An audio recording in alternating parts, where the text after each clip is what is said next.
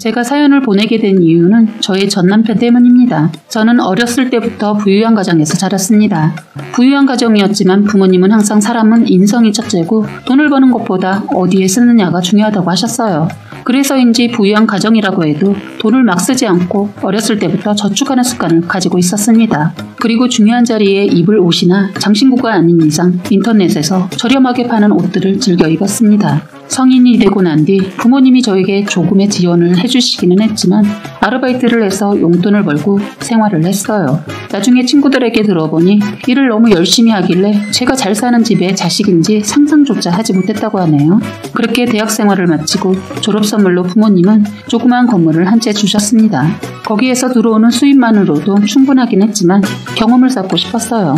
원래 부모님은 제가 졸업하자마자 사업을 이어받아서 하기를 원하셨지만 아까 말했듯이 경험을 쌓고 싶어 다른 회사에 취업을 하였어요. 회사 생활은 제가 생각한 것보다 어렵지는 않았지만 사람들의 비율을 맞춰가는 것은 참 힘들었습니다. 그렇게 사회생활에 지칠 때 제가 기댈 수 있도록 어깨를 빌려준 남편을 만나게 되었습니다. 그 덕분에 저는 버틸 수 있었죠.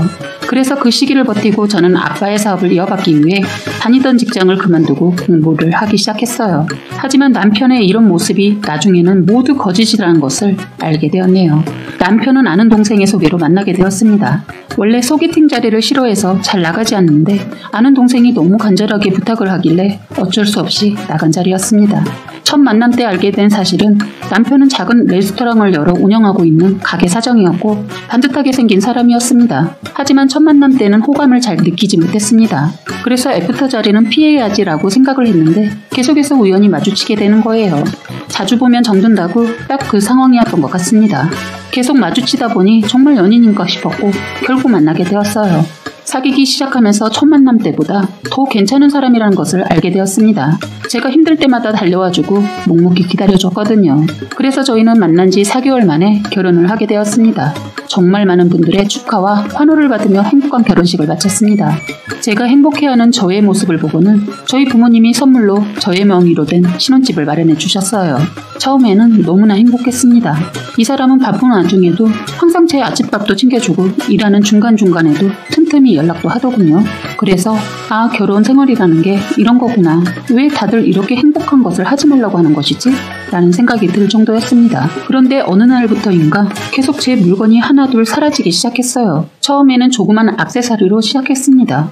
큰 것도 아니고 작은 것들 한두 개 정도가 티가 안 나게 사라지길래 조금 이상하긴 하지만 제가 어디에 잘못 두거나 기억하지 못하는 거겠지 하고 넘어갔어요.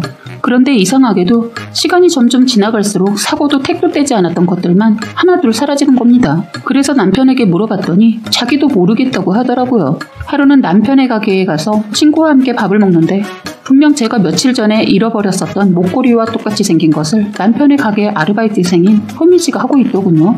그런데 효미 씨와 너무 잘 어울리길래 효미 씨에게 말을 했어요. 효미 씨도 그 목걸이 가지고 있구나. 저도 그 목걸이 있었는데 며칠 전에 사라졌어요. 보니까 너무 아쉽다. 너무 예쁘죠? 효미 씨랑 너무 잘 어울린다. 감사해요. 제가 이런 스타일 좋아하거든요. 그런데 갈 때마다 효미 씨가 한 액세서리들이 제가 가지고 있는 것들과 같더라고요. 그래서 그냥 효미 씨와 제 취향이 비슷한 줄로만 알고 있었습니다. 어느 날 일이 일찍 끝나서 남편에게 말을 하지 않고 남편의 가게 앞으로 가서 남편에게 전화를 했습니다. 원래 남편과 저는 서로의 회사나 가게 앞에서는 잘 만나지 않고 항상 퇴근 후에 집에서만 보는 편이었거든요. 남편 어디야? 나 일하고 있지. 왜? 정말? 알았어. 오늘은 언제쯤 끝나? 오늘은 조금 늦게 끝날 것 같다. 알았어. 이렇게 통화를 마치고 난 후 저는 남편에게 들키지 않도록 주차장 구석에 차를 대놓았어요. 가게 마감 시간이 다가오는데 갑자기 남편이 가게 밖으로 나오는 겁니다. 그래서 저도 차 밖으로 나가려고 하는 순간 남편 뒤로 효미 씨가 나오는 거예요. 그렇게 뒤이어 나온 둘은 남편 차를 같이 타더군요. 처음에 저는 효미 씨가 차가 없어서 남편이 데려다 주는 건가 보다 하고 그냥 넘어갔습니다. 집에 도착해서 남편은 제가 봤다는 사실을 몰랐기 때문에 말을 한번 꺼내봤어요. 효미 씨는 아직 차가 없나 봐. 응?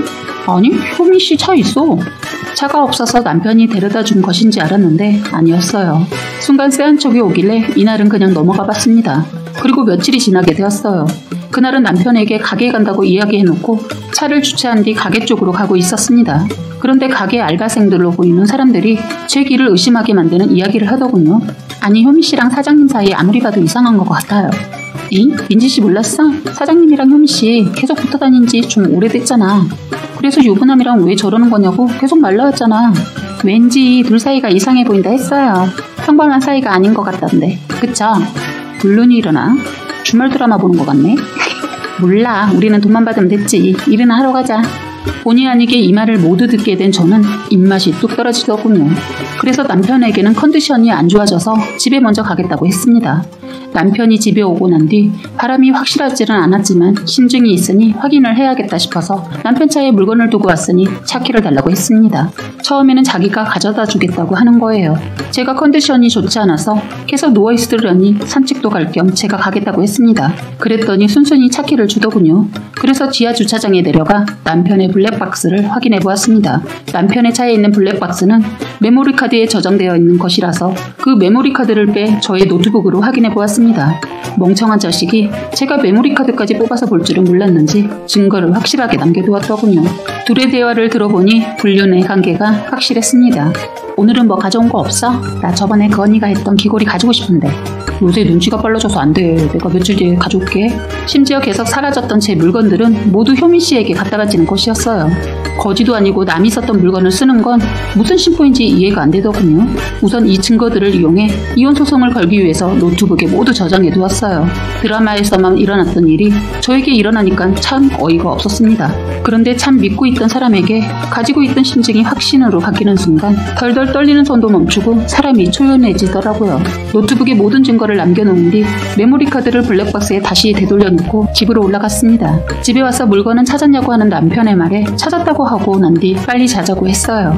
누워서 자는 척을 하다가 남편이 잠에 들고 난 뒤 몰래 그 사람의 핸드폰을 들고 화장실에 갔습니다. 증거를 찾기 위해서 여기저기 찾아보는데 SNS에 다이렉트 메시지로 친구들과의 연락을 주고받고 있더군요. 심지어 계정을 2개 만들어서 한 개는 저에게 보이는 계정으로 한 개는 친구들 그리고 효미 씨와 소통하는 계정이었어요. 다이렉트 메시지를 확인하는데 기가 막히는 게 이 사람 제가 부잣집의 딸인 것을 알고 접근한 거더라고요. 친구들과 나눈 메시지를 보니 더 가관이었어요.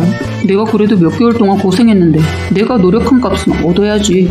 미친 자식. 어느 정도나 떼어먹으려고 그러냐? 적어도 가게 하나 정도는 더 해줘야지. 아니면 신혼집? 결혼까지 했는데 공동명의가 아니라니. 노인네들 진짜 너무하더라. 야 기다려. 내가 조만간 제대로 뜯어서 너네한테 한턱 쏜다. 이걸 보는데 제대로 기가 차더군요. 제가 이 모든 것들을 찍은 뒤 저와 가장 친한 친구에게 보내두었습니다. 그 친구가 이쪽 업계에서 유명할 정도로 일을 잘하는 친구라서 이혼 소송은 별로 걱정이 되지 않았지만 어떻게 해야 가정 망신을 줄 수 있을까 고민했어요. 화장실에서 나와 남편의 폰을 제자리에 두고 저는 집을 나왔습니다. 우선 가는 길에 부동산에 제 명의로 된 신혼집에 세를 놓았어요. 그리고서는 남편이 출근하고 집에 없을 시간에 사람들을 불러 그 사람의 짐들을 모두 버리고 싹 청소했습니다. 그 뒤 능력 있는 변호사이자 저와 제일 친한 친구와 함께 남편의 가게로 갔습니다. 사람이 많은 파트타임이라서 그런지 제가 온 것을 눈치채지 못하더라고요.